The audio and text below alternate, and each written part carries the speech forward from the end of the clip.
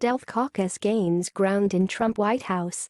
In President Trump's White House, it's better to not be seen or heard, at least in public. A cadre of Trump's top aides from New York City, economic advisor Gary Cohn, Deputy National Security Advisor Dina Powell and Trump family members Ivanka Trump and Jared Kushner, appear to be gaining an influence even as they've kept low profiles in the media. Meanwhile, Trump's longtime loyalists and some of the best-known names in the media, Chief Strategist Stephen Bannon, Senior Advisor Stephen Miller, Counselor Kellyanne Conway and Chief of Staff Reince Priebus, have been sidelined, chastised, or seen their policy influence diminish as they became fixtures in the press. Trump's allies say there are two rules the president has for those who work for him. Unless you're paid a paid spokesperson, you should only engage with the press to promote Trump's agenda. And don't ever forget that Trump is the main attraction. The only media strategy that exists is one aimed at making the president look better, said one former transition official. You don't ever want to become bigger than the star. Advertisement conservatives are panicked that Cohn, Powell, Kushner, and Ivanka Trump, derided by their GOP critics as the Democrats or the globalists in the White House, are gaining power amid growing speculation that Bannon's job, and subsequently those of his allies, like Priebus, are in jeopardy. The members of the rising Cohn-Kushner wing rarely give public interviews and have so far avoided creating the kind of significant controversy that Bannon and his allies regularly run into. Cohn, the former Goldman Sachs executive, has kept his public appearances geared toward economic policy discussions on lower-profile networks like Fox Business or Bloomberg TV. Powell has kept a similarly low profile since joining the White House. Kushner, meanwhile, continues to eschew the spotlight in his role as Trump's senior advisor, as he did during the campaign. Wife Ivanka Trump, who recently accepted an unpaid position as assistant to the president, largely avoids politics and public appearances in controlled environments. Republicans say the New York gang, perhaps having learned from watching Trump use his hometown papers to cut down fast-rising business partners and allies, have been shrewd to lay low and play the behind-the-scenes game. Some of these folks are learning firsthand about how Trump operated in the private sector, said one GOP operative with close ties to the White House.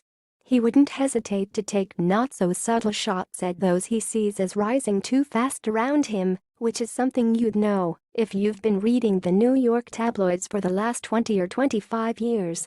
Bannon does not do many public-facing interviews, but his allies say a February cover story in Time magazine damaged his standing with Trump.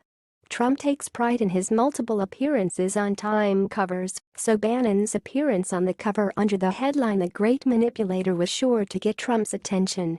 That was the kiss of death, said Timothy O'Brien, a Trump biographer. Bannon also has a reputation for talking to reporters on background. Together with his allies, those connections to the media have helped him build mystique and gravity for his White House role. But all that press appears to have spun out of control.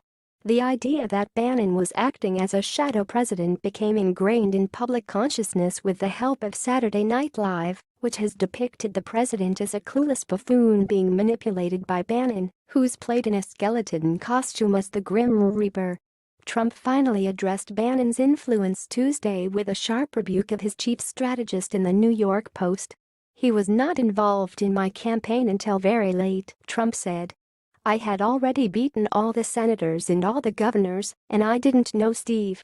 I'm my own strategist, and it wasn't like I was going to change strategies because I was facing crooked Hillary." Bannon's raised profile marked a change from election season, when Bannon was able to maintain a low profile as Trump's campaign chairman. Bannon's allies say he is not to blame for becoming a media fixation, noting that he rarely gives interviews and shouldn't have to shoulder the blame for editorial decisions at Breitbart News, which he once ran. Two Bannon allies blamed Bannon's West Wing foes Cohn and Kushner for planting stories meant to play up his influence, knowing that the image-conscious Trump would resent Bannon for it.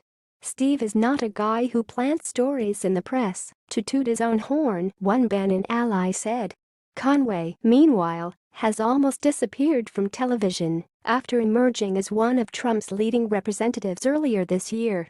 Early in the Trump administration, Conway endured several tough interviews that overtook the news cycle and created controversy for the White House. Conway's memorable flubs included her claim that White House spokesman Sean Spicer was merely using alternative facts in briefings and her citation of the non-existent Bowling Green massacre. And, like Bannon, Conway has received her own high-profile magazine treatment, appearing on the cover of New York Magazine above a headline describing her as the true First Lady of Trump's America. Miller, Trump's policy advisor, had to defend the controversial executive order banning immigrants from Muslim-majority countries in multiple TV interviews after it became a public relations disaster for the administration. Conservatives are now fearful that Cohn, a former Democrat, and his allies in the White House are behind Trump's rapid move away from Bannon and Miller's national populism on issues like NATO, intervention in the Middle East, Chinese trade policy and the Export-Import Bank. Still, there is plenty of time for the power dynamics to shift at a White House that seems in perpetual flux.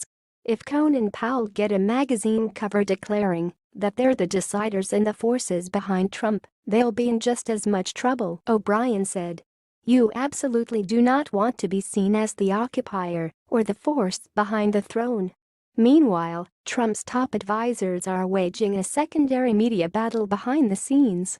Senior administration officials routinely talk in private to reporters, creating more of the palace intrigue stories that have bedeviled the White House and frustrated Trump.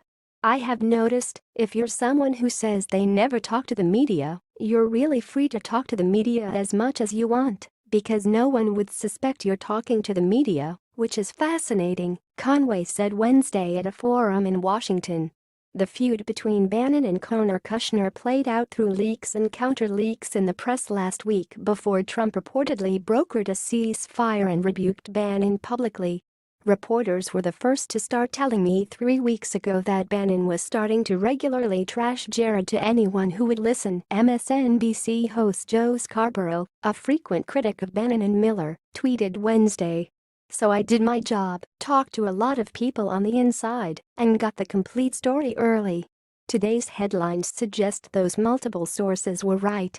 Bannon's allies have fired back, pointing fingers at Powell as the source of leaks meant to diminish Bannon. Via Twitter, Breitbart London editor Raheem Kassam asks Scarborough how often he and co-host Mika Brzezinski exchange text messages with Powell. The reality is Powell is their guiding operative, Kassam tweeted. That behind-the-scenes drama has been a feature of the White House from the start and has largely shaped the idea of competing spheres of influence around Trump, the populists, led by Bannon, the establishment and party loyalists, led by Priebus, and the New York Democrats, led by Cohn and Kushner. Those close to the White House say the feuding is beginning to weigh on the president. Donald Trump does not like to see infighting, and more importantly does not like to see his aides thrown under bus by other staffers, said one former administration advisor. It has the effect of backfiring.